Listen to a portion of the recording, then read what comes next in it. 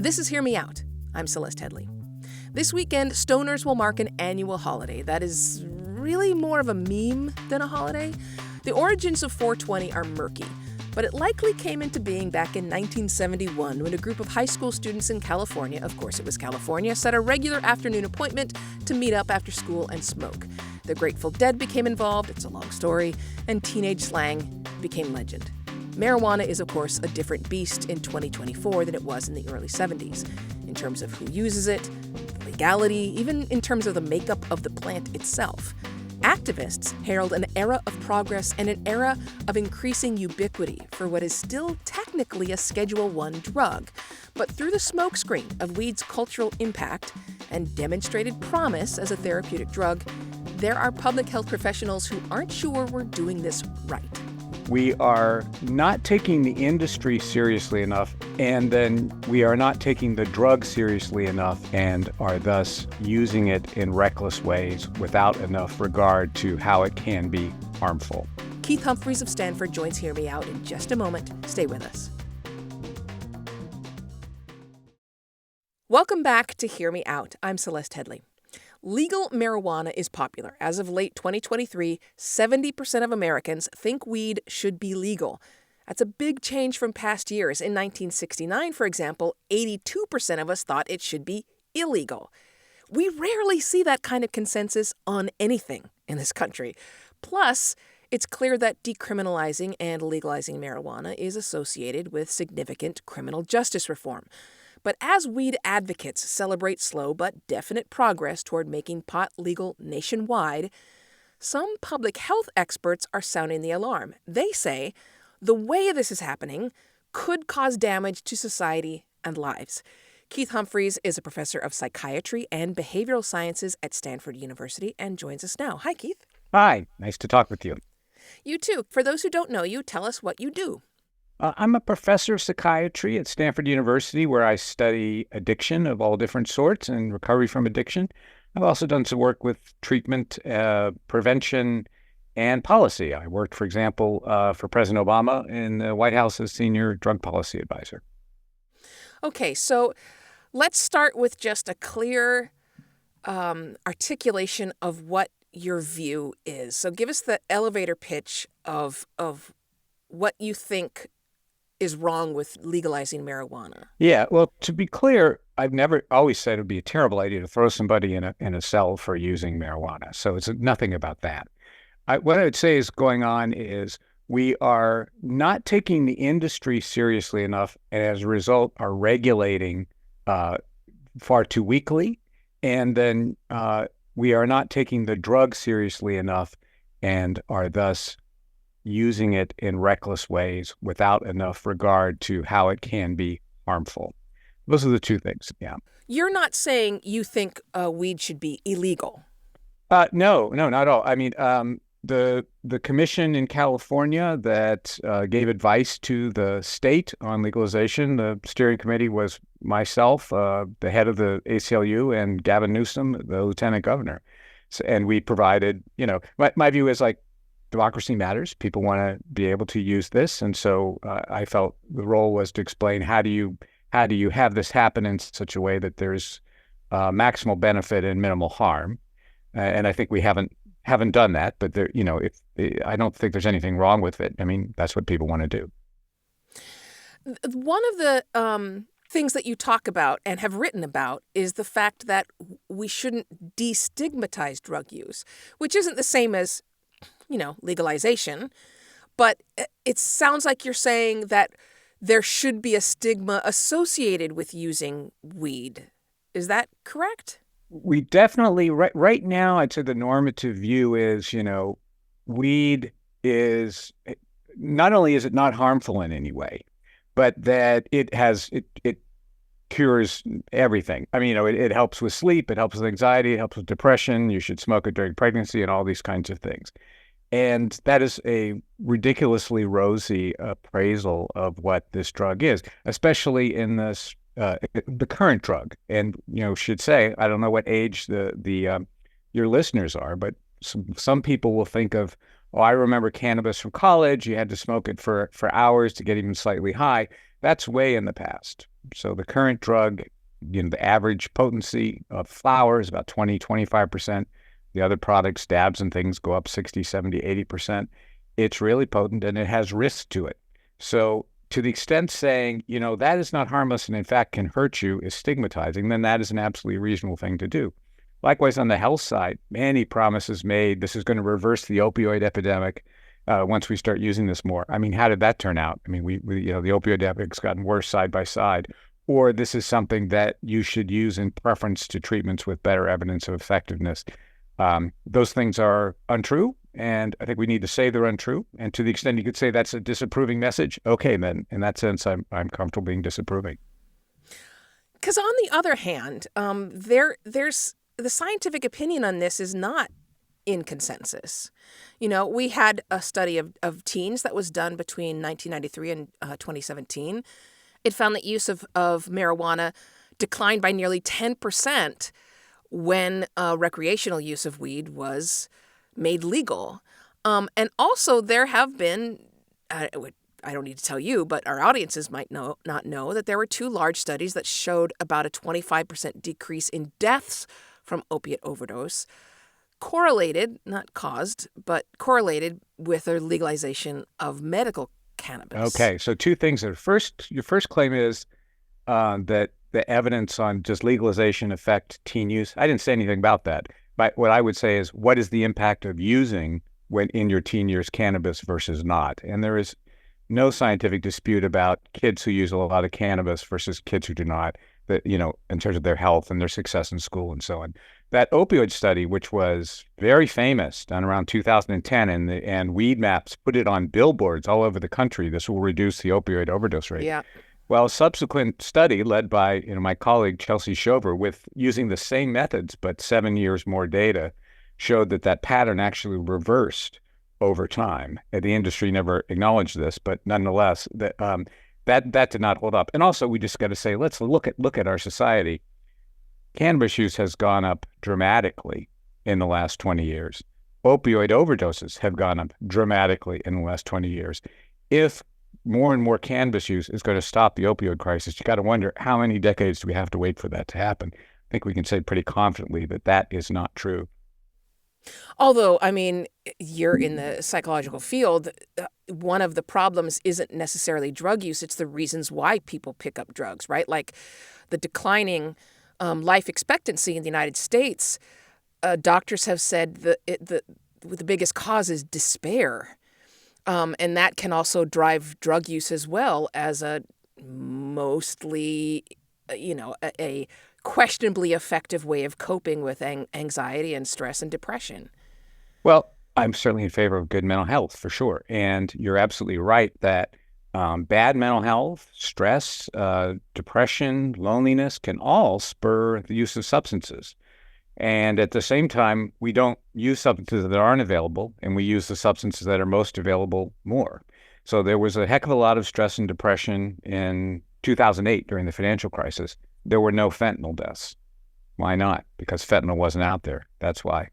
I mean, so, the sadness alone can't produce these things without the availability of the drugs. And that's why, although sadness may make drug use worse, it doesn't mean we should say, well, I guess we shouldn't do anything to limit people's exposure to drugs since it's all driven by mental health. Well, that doesn't make a lot of sense. On the other hand, fentanyl is not the same as weed. I mean, weed has been available, and no, I'm just saying that to illustrate the point. I could have picked anything. Yeah, I totally said, like automatic weapons is another thing. People are angry when they commit mass shootings. Absolutely true. On the other hand, if they didn't have easy access to automatic weapons, anger wouldn't translate into mass shootings as easily. I mean, it's a fair point, but on the other hand, it could very well be that the legalization of marijuana is not being done in the best way. On the other hand, the weed that was available on the streets that was not in any way, shape, or form regulated or taxed. Pharmacologists found traces of E. coli bacteria in it, aspergillus fungus. They found that a lot of it that was sold on the streets had dangerous levels of fecal material. So, I mean, isn't that progress that at least we can regulate for that? Except we're not regulating at all. I mean, hardly any state or city has any cap on the potency of the products. Every audit that has been done of labeling has shown that labeling is terrible and frequently inaccurate. So yeah, theoretically, I agree. A nice, tightly regulated industry like, say, we have with milk, would be much better than a Wild West. But we have a Wild West. So, I'm all in favor of it. I guess it's easy to be in favor of a world we don't have and saying, but the world we do have. When's the last time you saw any consequence for the industry for mislabeling something or mispromoting something? It just hasn't really happened. And by the way, we also still have a massive, massive illicit market in cannabis, and which is another promise of legalization that hasn't been realized, and I think should be considered a policy failure. We're about to take a break, but I have to say I live in North Bethesda, Maryland, so there's a lot of people around me that work for the NIH. And one of the things they could not stop talking about was that now that weed is legal in Maryland, it's no longer illegal to study cannabidiol, for example. Cannabidiol is not associated with getting a high. It's not, as far as we know, addictive, but it has lots of possibly really beneficial properties, antipsychotic properties, anti-seizure, and scientists have been wanting to study it for a long time. Legalization makes that possible. Oh, now cannabidiol's been studied for many, many years. You can still study illegal drugs. I have plenty of colleagues who do it. We have colleagues who are studying cocaine, MDMA, hallucinogens. So that doesn't necessarily follow that you have to have a licit market of people selling something for scientists to study it. You do need the right kind of policy set up, and we could certainly do better on that on lots of drugs. But I don't, it doesn't follow because we needed to study CBD. There have to be 10,000 illegal pot shops in New York City. This is not so. Okay, we're going to take a break and we'll come back to this discussion about whether or not we are legalizing marijuana the right way. This is Hear Me Out. I'm Celeste Headley, and we will return.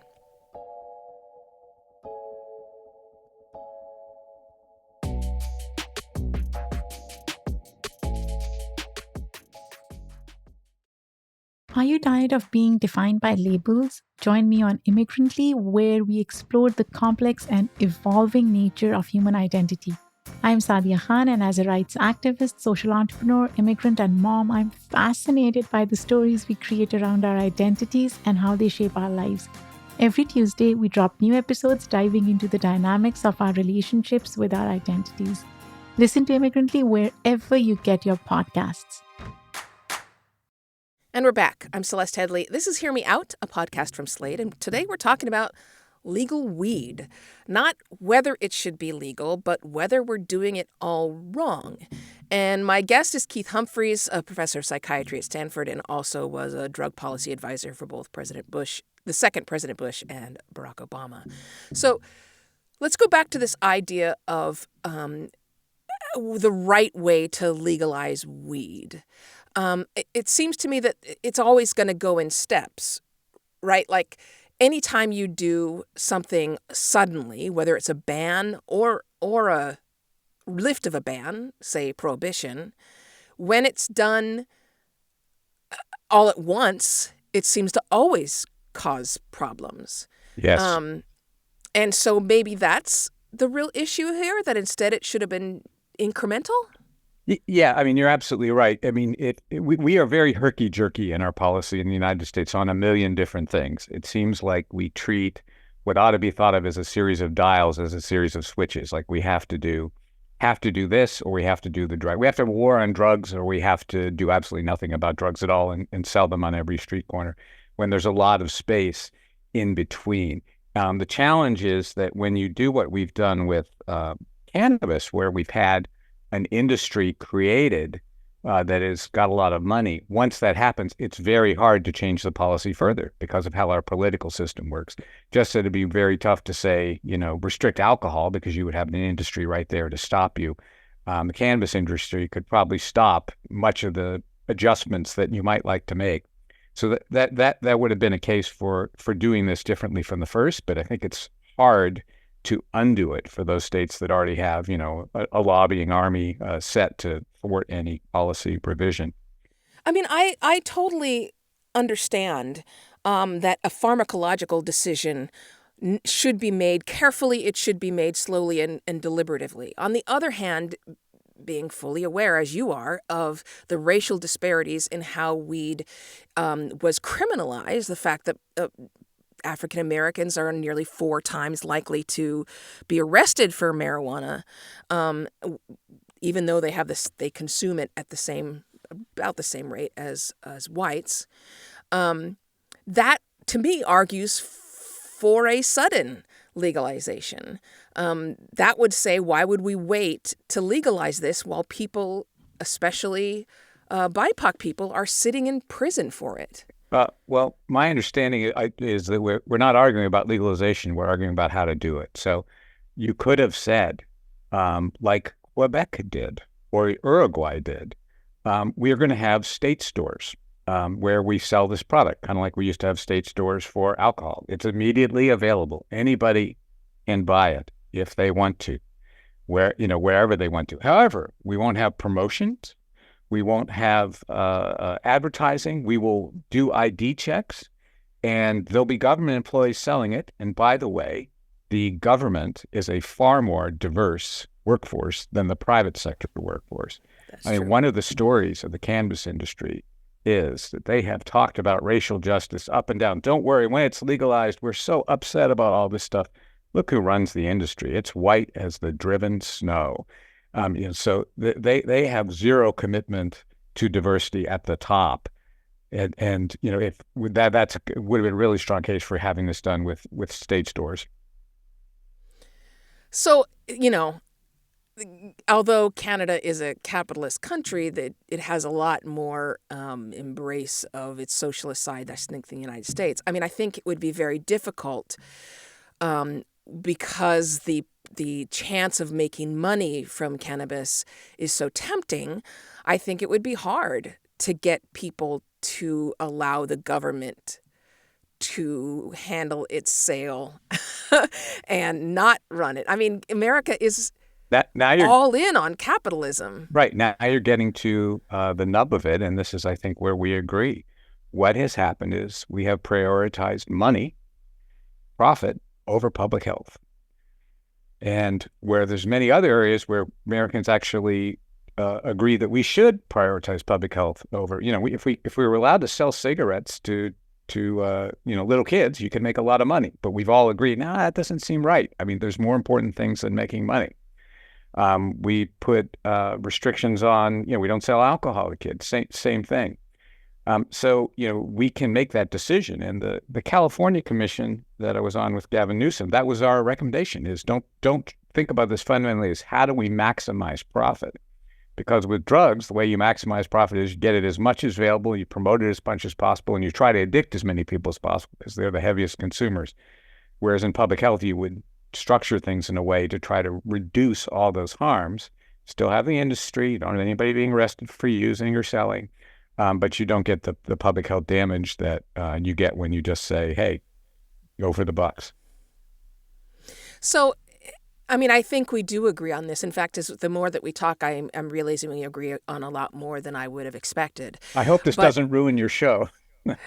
No. Okay. It happens. Not often, but it happens that I end up with a guest agreeing more than I disagree. But I'm a journalist. I'm nothing if not cynical about our governmental processes and the way that laws are made. And if we're again, like you say, if we're talking about what I wish the world were and what it is, I don't know if it's possible for weed to have been legalized the way you want it to the way that would protect human well-being, mental health, and physical health. If we gave into cynicism, though, and if think about racial justice, we would never have had Black Lives Matter as a movement. We would never have pushed back. We would just say, it's a racist country. No one can do anything about it. We never would have had a civil rights movement. Well, it's inherently racist. Nothing to do about it. We never would have tried to get equitable treatment for women in the workplace. It's a sexist country. You can't do anything about it. I just think that cynicism can be a way of giving up on things that are really, really worth fighting for. And one of those things is public health. So, yeah, I know it's hard. And yes, I've worked in politics. No one has to tell me about the influence of money. But I'm not willing to just say, well, you got to let companies do whatever they feel like because this is America. It's like, America has never gotten better by someone who looked at it that way, entirely through cynicism without any hope. On the other hand, companies do get away with a lot. And the more that we see the way that the judicial process happens, the more it can make somebody feel frustrated. And I wonder Of if course, I feel frustrated too, obviously. I mean, I wouldn't have put that much effort into designing models where this legalization could reduce harm if I didn't, and then I'm very disappointed because we have not done that as a country. And I tell friends in other countries who are legalizing, whatever you do, don't look at us. Look at Canada. Look at Uruguay. Maybe now look at Germany. They legalized. You're not going to get a public health oriented model, but at least certainly not the best model out of the U.S. at the national level. Of course, states still have options, right? So there could be states that, including some states who used to have state stores for alcohol, could choose to do something different and be an example of different ways to do things. Before I get to complaints I have about the legalization process, where I assume you might agree with me, let me just ask you if you think these monsters are already out of Pandora's box. Is it too late to fix the way cannabis has been legalized? So the argument that was made prior to legalization was by many people is, well, we're going to make really loose regulation now, but don't worry, we can tighten it up later. And I said at the time, that's really athwart the history of corporate industry in the United States. The easiest time to regulate is before that industry is big and rich. Once it's big and rich, it's really hard to tighten up. So you are right that the best opportunity we had was prior to legalization to set up a really strong framework. At the same time, federally, we haven't legalized yet, and a lot of states haven't legalized yet. So in those cases, we do have the option to set things up more intelligently than we did in places where we just said, tell you what, let's have the industry say jump and we'll ask how high. I agree with that. And the other thing that I think you might agree with me on is the fact that the legalization of marijuana is not fixing the criminal justice system in the way people think it is. Statistics show that between 2001 and 2010, Black people were 273% more likely to be arrested for possessing marijuana. And now that we've had a lot of states legalize it, Black people are 264% more likely to be arrested for possession. So I honestly think you should really be mad at activists for a lot of this stuff, because there were a bunch of people, and I was one of them, who said this in advance. This was a false promise. I mean, it's like, that prisons, I heard this over and again, our prison system is full of people who are just there for smoking pot. I've spent a lot of time in prisons in my career. That is not who is in prison at all. Whether you think that it was good or bad legalized pot, that's never going to change the prison population. People there are there for very serious crimes, usually multiple crimes committed over many years. So it's easy to say, I'm really against mass incarceration because I want to let that kid who went to Princeton, who volunteers down at the church, not serve 20 years for smoking a joint. Just like, that's not real life.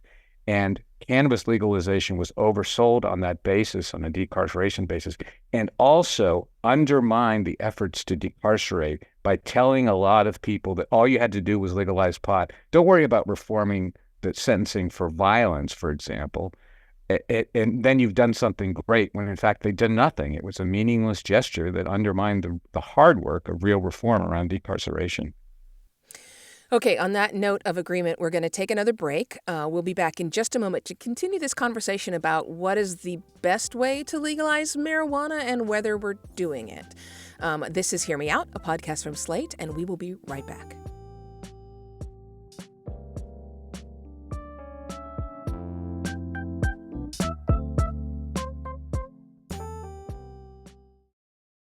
And we're back. This is Hear Me Out. Thanks for staying with us. We're talking today about legal weed because our guest believes we are not legalizing weed in the right way, in a way that would protect public health, safety, and the future of society, I guess.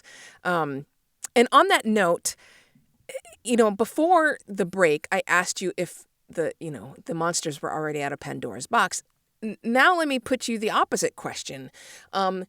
Perhaps it's not quite as dire as we might be led to think. Maybe this is the way legislation always works in the United States, in which they make a change, they realize it's causing particular problems, and then it gets tweaked. So maybe that's what we're in the process of.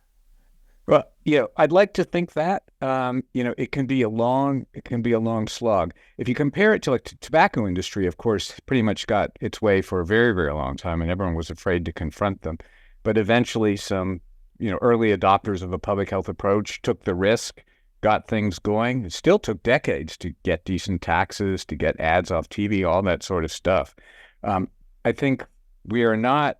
Public health is in a weird defensive crouch about cannabis. Is one of the interesting things about cannabis. It has all this cultural meaning to people, by which I mean that in a lot of public health departments, if cannabis were alcohol or tobacco, they would be raising the alarm. But the average public health officials think, I don't want to sound like a blue rinse mom from the 1980s. I don't want to be anti-weed. I'm cool. And so they have not been out there in front at the level you would expect, given, how they normally react to an industry that sells an addictive drug. So I think that's going to take a while. It's going to take a while to people realize, there is still harm here. I have an obligation. I think of myself as liberal. I guess I don't really believe in the idea that anything a wealthy company wants to do is fine as long as they're making money. That sort of cultural change needs to happen. And also people need to get an awareness of who the industry is. Before legalization, a lot of people imagined, the industry is going to be really gentle, sweet hippies, and they're going to be brooding over their plants and setting aside 10% to save the whales. Just like, no, it's going to be Wall Street. It's going to be MBAs and lawyers and people who know how to maximize profit, and Madison Avenue who knows how to advertise. But that hasn't fully baked into people's heads yet. They're still thinking like, the cannabis industry would never do anything wrong because, cannabis is about goodness and peace and all that. So that consciousness needs to develop, which I see happening more and more, but it's going to take a while.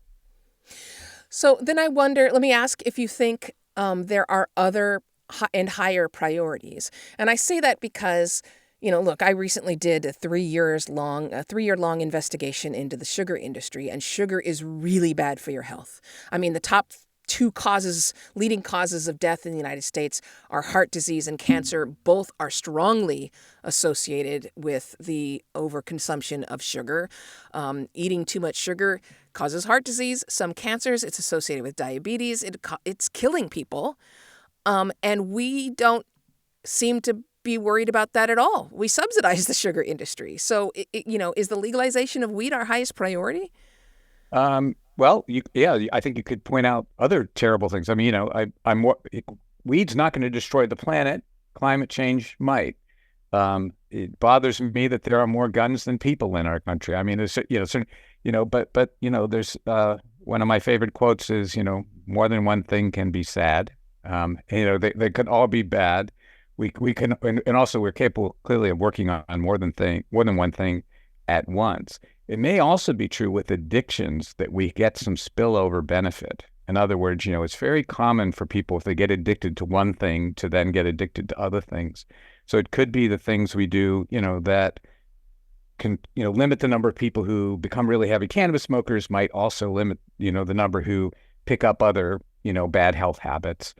So maybe, the things you're working on with sugar could actually help the things with cannabis or things with other drugs. Which just leads me back as we wrap our conversation here. I'm kind of led back over and over again to capitalism, and I have to wonder if the urge to make money is kind of at the heart of everything that we're talking about. Because again, the overuse of sugar is largely because of a chasing profits on the part of the sugar barons. One of the biggest problems with legalizing weed, as you describe it, is the fact that it became a profit-generating industry before it was, pharmacologically safe. I mean, is that what do you think? Is this the problem really the strength of capitalism in this country? Yeah. Well, I mean, I think addictive drugs are the ultimate capitalist product because people will spend and spend and spend and spend. Even as other things are being destroyed. I mean, we see that with all these drugs. So even alcohol. Alcohol. Yeah. And it's not alcohol, tobacco, cocaine, they're not ordinary commodities. So I'm actually fine with capitalism when it comes to like lettuce. I like lettuce. Lettuce is in the store. It seems to be clean. It's pretty cheap. Capitalism markets seem to work pretty well. But I don't know that unrestrained capitalism works very well with addictive products. And so that means to me, it doesn't make me want to become, a socialist, but it does make me want to say, I'd like to have some really tight regulation over this because I don't think, sugar and cannabis go in the same bin as lettuce in terms of how I think about products. And, I think we can do that. We've done it with other products that, we do that. We're doing that to some extent now with fossil fuels. We've done that with tobacco. We need to apply that reasoning to cannabis as well. I will say, though, since you mentioned lettuce, that it's more likely to cause a salmonella outbreak or even sometimes E. coli than God, meat. now you've ruined lettuce for me. And there's a disparity also between the quality of lettuce in low-income communities versus high-income because the low-income ones are way more likely to have staphylococcus and fecal matter. And so you will be glad to know you have now won an argument and changed my mind. I am now anti-lettuce. Sorry, it's the cynical journalist in me that I have to ruin everything. Dang it. Well, I mean, this is the end of the conversation. I think it's a really interesting one, and I'm glad that you're out there talking about it because I don't think enough people are thinking about giving this as much thought, including the legislators who are making decisions on these laws. And I hope that you can inspire people to talk about it more. Well, thanks for having me on the show. I really appreciate your passion and intelligence, and I enjoyed the conversation very much. Me too. Have a great one. You too. Take care.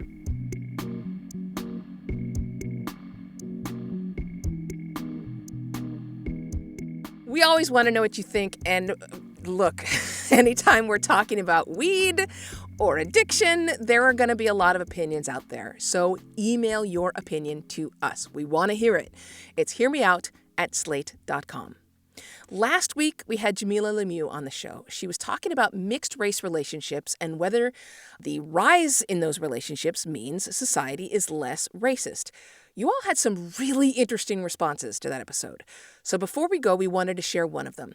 This is a really thoughtful email that came to us from a listener named David. David says this: I was motivated to address Ms. Lemieux's comments because I worry about what other younger listeners in happy relationships may choose to do if her views remain unopposed.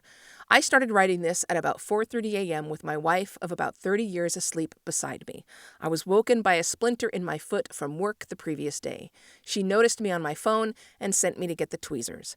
About 10 minutes later, she'd gotten the little bastard out. I've done similar for her on many occasions. That's the point of our marriage. Enduring love, not grand racial equality schemes. Yes, when we were engaged, interracial marriage was still technically illegal in one last state, not ours, and interracial marriages were still rare, though not remarkable. It didn't make me love her any more or less. I have a lot more to say about Ms. Lemieux's generalizations about marriages such as ours. Her qualifying her prejudices with words like a lot of didn't make them less hurtful. But I need to cut this email short to make breakfast for my wife. And David, that is just about the sweetest possible way you could have pushed back on any guest's opinions. So thank you for that, not only for the email, but for that lovely picture of a beautiful marriage. And again, we love hearing from you, whether your story is sweet or less sweet. So let us know what's on your mind. It's hearmeout@slate.com. Hear Me Out is a podcast from Slate. The show is produced by Maura Currie. Ben Richmond is the Senior Director of Podcast Operations, and Alicia Montgomery is the VP of Slate Audio. I am your host, Celeste Headlee, and until next time, I hope you speak your mind, but keep it open.